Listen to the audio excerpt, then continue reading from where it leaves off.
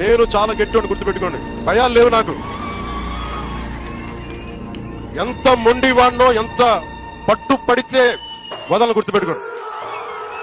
అందుకని నాతో మాట్లాడేటప్పుడు చాలా పద్ధతిగా మాట్లాడు. గుండెల్లో పెట్టుకొని మర్యాద ఇస్తాను, గుండెల్లో పెట్టుకొని. నియమాలు పాటిస్తాం, ప్రోటోకాల్స్ పాటిస్తాం. కానీ అలుసుగా తీసుకుంటే మటుకు నేను అంత తెలివిగా తీసుకుంటాను. ఎందుకంటే నేను ఒక వ్యవస్థని నడపాల్సిన వాడిని. ఒక వ్యవస్థను నడపాల్సిన వాడు కొన్నిసార్లు గట్టిగా ఉండక తప్పదు. నాకు ఇష్టం ఉందా లేదా అని కాదు, గట్టిగా ఉండక తప్పదు.